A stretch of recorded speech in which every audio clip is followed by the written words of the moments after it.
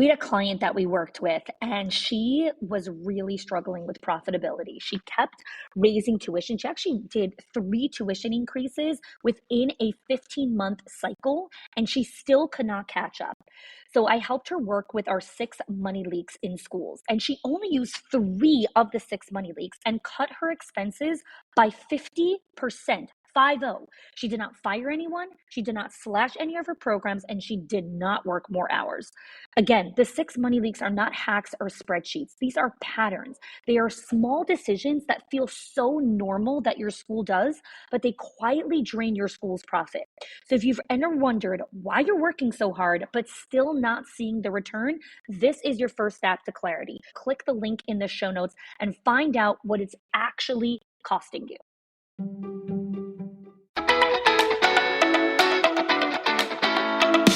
Welcome to the Schools of Excellence podcast, where we have conversations about education, leadership, and building a school of excellence. The goal on this show is to bring you clarity, up-level your mindset, and give you practical strategies and inspiration so you can show up with confidence and trust your decision-making. I'm Chani Olshansky. I'm a mom of 4 under 10, a former New Yorker, and been in the early childhood field my entire life. And I'm so grateful that you've joined me for this conversation.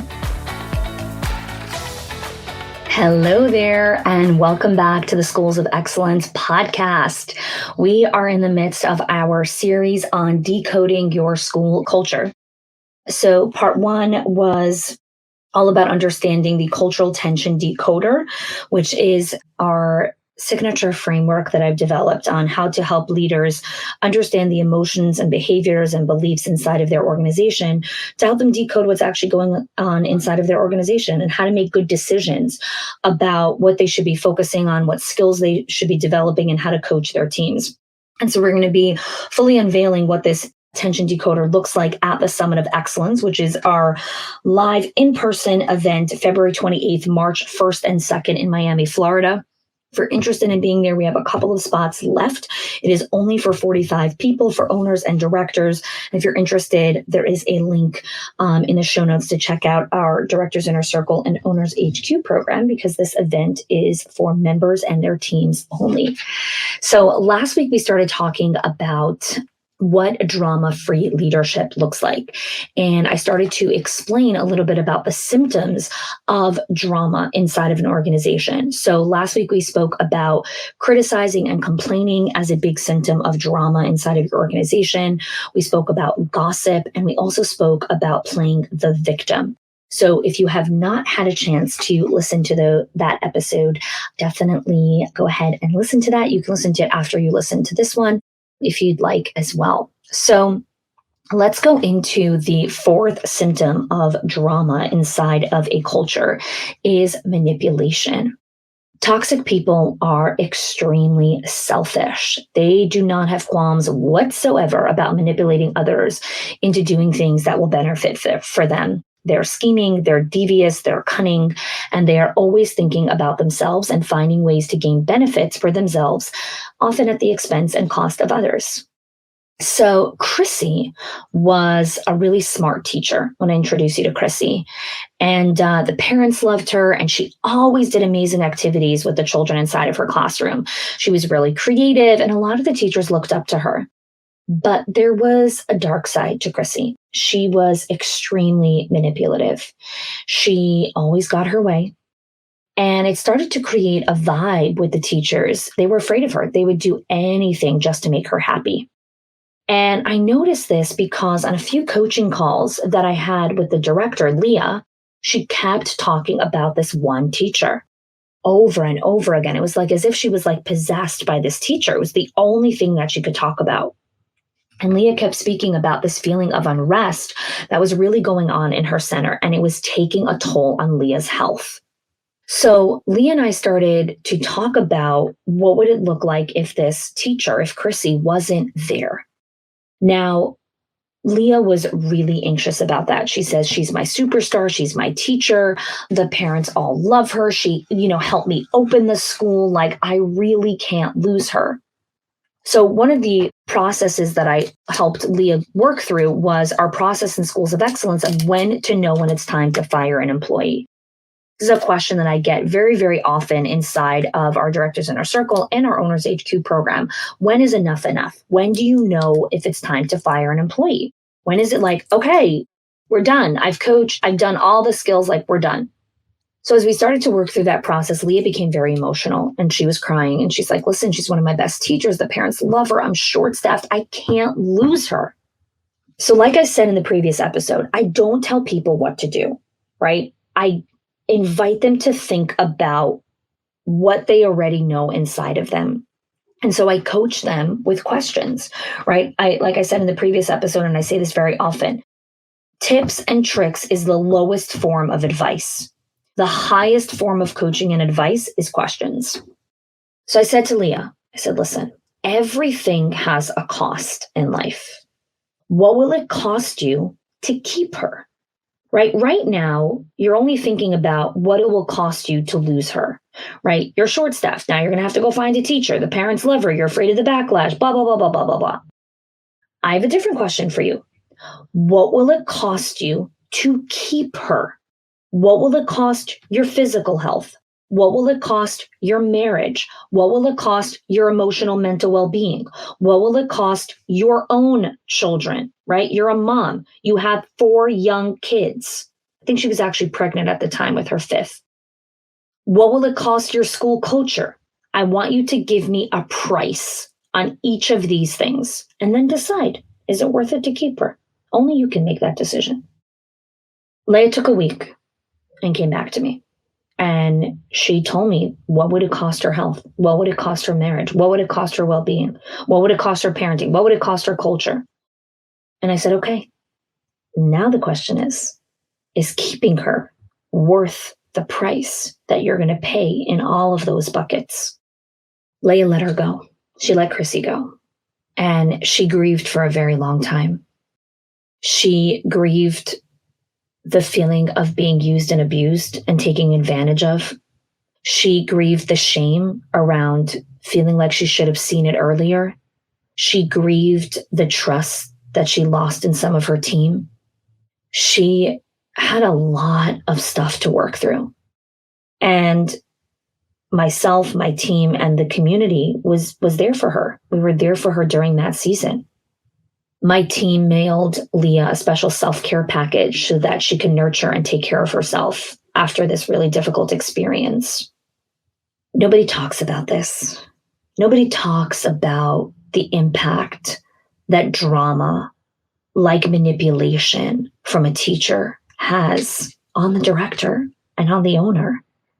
Because when you finally let the manipulator go, when you finally let go of the drama, you also have to navigate all the grief associated with it. Manipulators are master manipulators for a reason. They play with your emotions and your brain. And it's rough.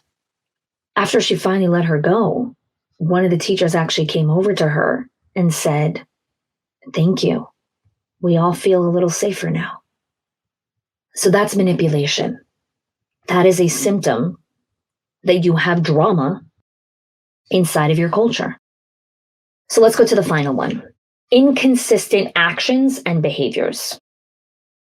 Inconsistent action and behaviors is a little bit harder to spot, right? It's a little bit easier to spot gossip or, someone who's always complaining. It's a little bit harder to spot these inconsistencies. And it typically takes a while to actually see 1 second, this person's really inconsistent. Toxic people tend to behave really inconsistently and leave others in their wake of what just happened, right? One day they are super chill and the barista gets them their coffee and then the coffee is wrong, but they're like, it's okay, don't worry. And the next day they go to Starbucks and the barista gets their order wrong and they blow the top. They have a temper, they become verbally abusive. These extreme behaviors are very scary to witness because the inconsistencies lead to confusion. And people around them are like, oh God, is she going to blow her top? Is she not? Is she going to be okay? What's going to happen? Right? These are the people that in bars, people play bets on, right? I bet you $5 that they're going to lose their mind if he gives him beer instead of cider. That's what goes on, right? It's their inconsistency. Toxic people behaviors is often influenced by their mood, and they have an inability to deal with the issue that caused them to become upset in the first place. Low emotional regulation. Again, episode 99 on the Schools of Excellence podcast, emotional regulation. And so what happens is with these people who are inconsistent, they take out their frustrations on everyone around them. Okay? So let's talk about Danielle. Danielle is an owner of 4 locations. And she was ready to hire her first regional director or executive director to start to manage some of the day-to-day operations of running 4 locations. She was really nervous about making this shift.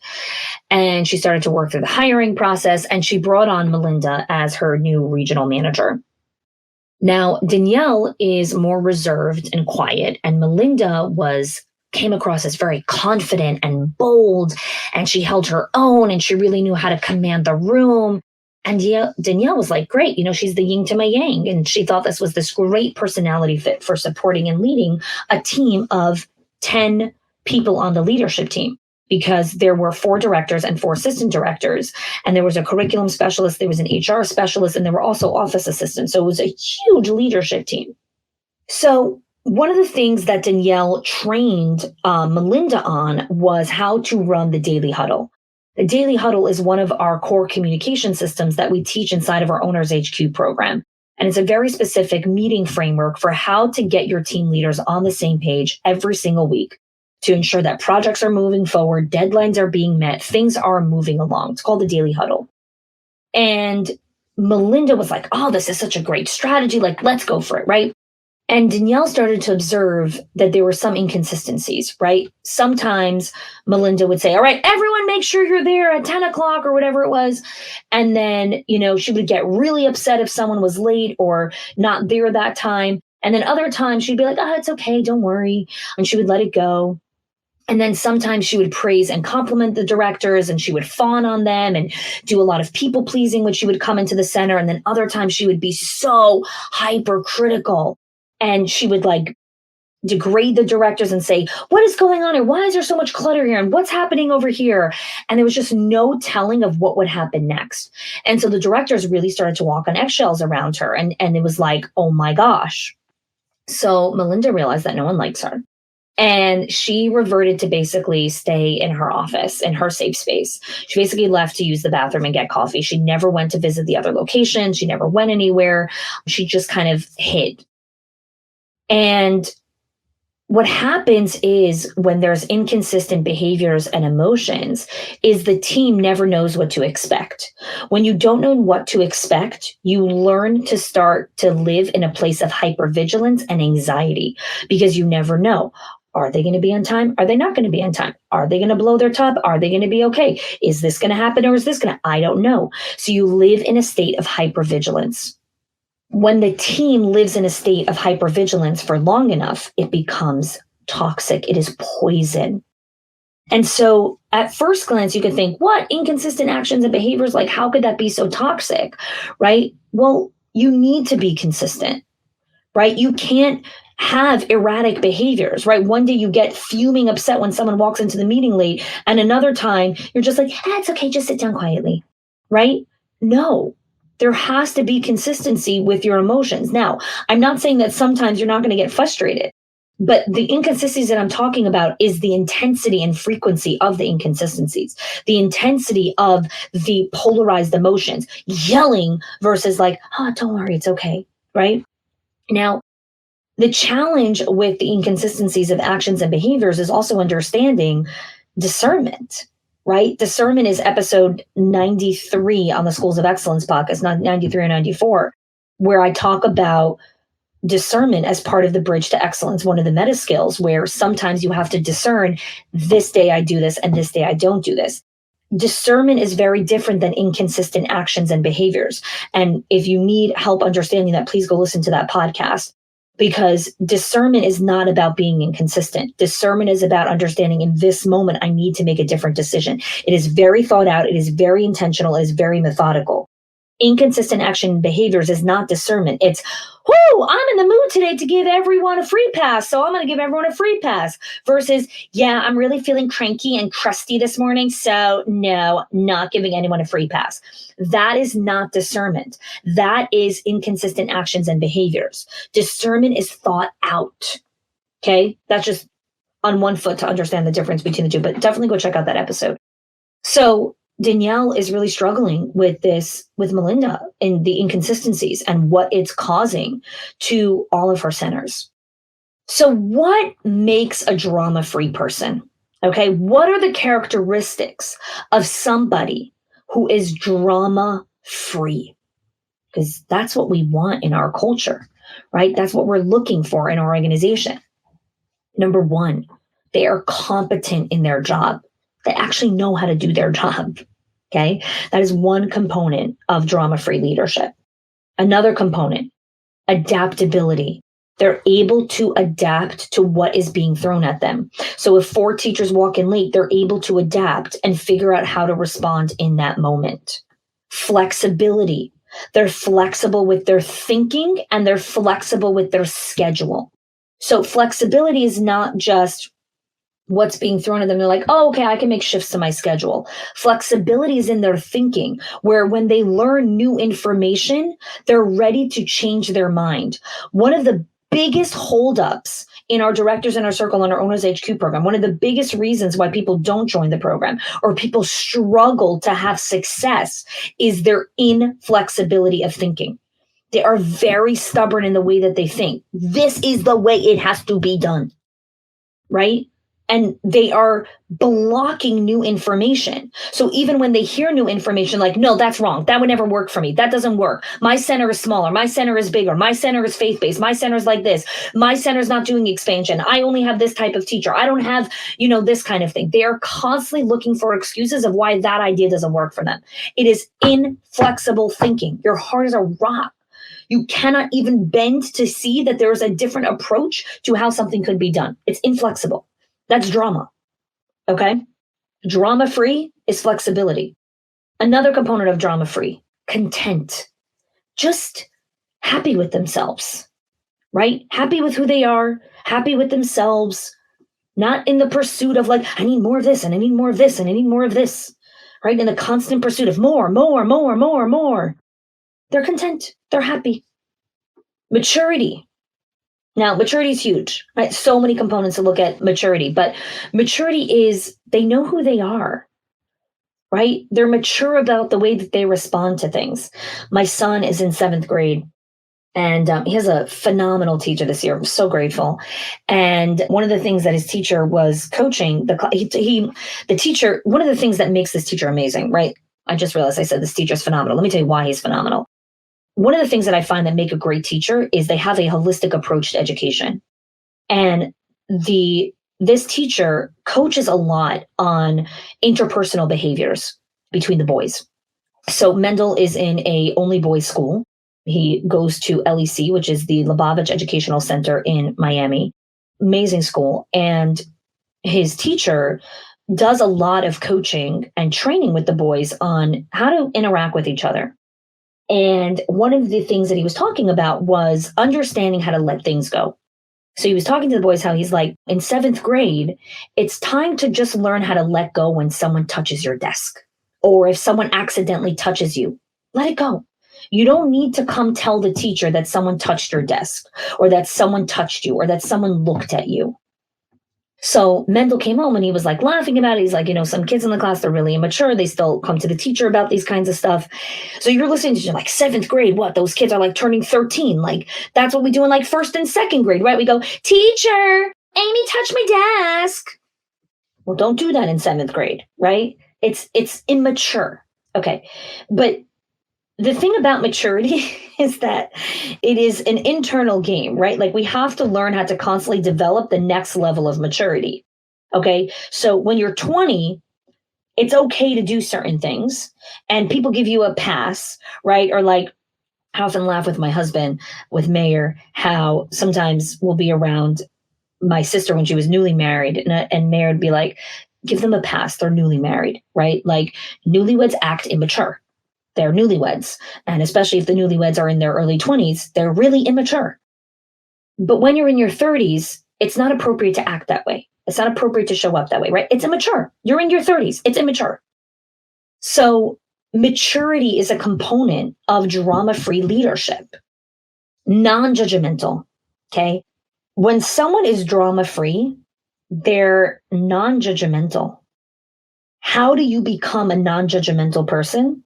You learn how to be less critical of yourself, right? In the previous episode, I spoke about how one of the components of drama is criticizing and complaining. Well, one of the components of being drama-free is being non-judgmental, not complaining. The way you become a person who is non-judgmental is you learn how to stop judging yourself. People who are judgmental of other people are extremely critical of themselves. Extremely. And I know this to be true because this was a big part of my personal journey. Like, as I became less judgmental of myself, as I gave myself more grace, as I forgave myself more, as I learned to be more compassionate to me, I stopped being judgmental of other people. I gave people more grace. I was just so much more understanding because I learned to do that for myself, right? That's part of drama-free leadership. Next one, assuming best intent. This is possibly, I think, the biggest skill to learn in drama-free leadership, assuming best intent. When a person assumes best intent, they don't live from a place of victimhood, right? I spoke about this in the previous episode about one of the symptoms of drama in your center is someone who is playing the victim all the time. Well, drama-free leadership is assuming best intent.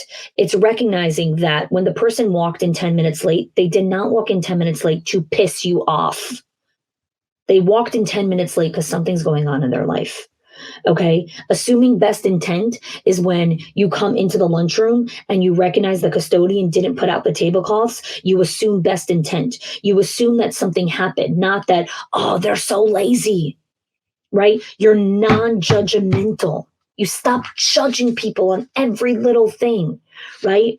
So assuming best intent is really hard because it's constantly giving people the benefit of the doubt. And there's a part of our emotional thermostat that likes to feel pissed off. We feel something from it. And we have to learn how to assume best intent. It's a skill and it's a process to learn. And we actually have a lot of training on it inside of our Owners HQ and Directors in our Circle program in understanding how to develop the mindset of assuming best intent. All right. Confidentiality. What is worse than when someone is a blabbermouth or gossip, right? What I spoke about in the previous episode, gossip. The opposite of gossip is confidentiality, right? It's understanding when to close your mouth and when to open your mouth, what information you share, what information you do not share. People that are drama, right, use information as power. Ooh, I know something that you don't know. Do you want to hear? Confidentiality is the maturity of not sharing every single dumb thing that you heard. Lastly is discernment. A huge component of drama-free leadership is practicing discernment. And again, if you want to learn what discernment is, it's part of my Bridge to Excellence framework, which are the 6 meta skills to build and sustain schools of excellence. Definitely go check out those podcasts. They are episode 93 through 99 on the Schools of Excellence podcast. So discernment is the final component of drama-free leadership. So this brings to a wrap our little series here. Next week, we're actually going to go into the final part of Decoding Your Culture. But these 2 episodes here were also just kind of a quick little series on drama-free leadership. I want to invite you to take a moment and think about if you are in a center right now where you're like, I have a lot of drama people. Maybe I'm a little dramatic myself. I want to build a culture that is drama-free. I want to train, mentor, and coach drama-free leaders. Maybe you're an owner who's listening to this and you have multiple locations, or you have one location and you're looking at expansion or acquisition. Maybe you have 2 or 3 and you're looking to grow your centers and scale your company, but you're thinking about your leaders and you're like, I don't want drama-free leaders. Let me tell you something. When you're building legacy, you don't want drama in your life. Drama stops legacy. Drama stunts the growth, Drama does not allow companies to scale, right? I always say what breaks organizations is not your financial spreadsheets or your operational infrastructure. What breaks organizations are people, people, people, people, all day long people. And when people have drama, they will destroy your company. And your culture. And so if you're ready for this next level, right, you're like, I'm done with drama. I want to show up. I want to create a great team. I want a team of Olympians. I want a team of champions. I want a team of people that are emotionally mature, that are confidential, that are competent, that are flexible, that are adaptable, that are non-judgmental, that assume best intent, that practice discernment, that are just grown-ups. I invite you to apply to our Directors Inner Circle or our Owners HQ program. 2023 is your year. Let this be your year that you begin to learn these skills. You surround yourself with the right training, coaching, and community to level up your center and build your school of excellence. Link is in the show notes. Thanks so much for joining me, and we'll see you next week. If you are loving the Schools of Excellence podcast and have gotten any value out of it for your school, I would love if you can do two things for me. One, subscribe to the show so you never miss an episode. And two, can you please leave us a review? Reviews help other school leaders know that this is the place to learn how to build a school of excellence. And I would be so grateful if you can do that for us. Your help and support makes this show to be able to be listened by the thousands of other school leaders all around the world. Thanks so much for listening, for giving us your time and attention each and every week, and I appreciate that you have joined us.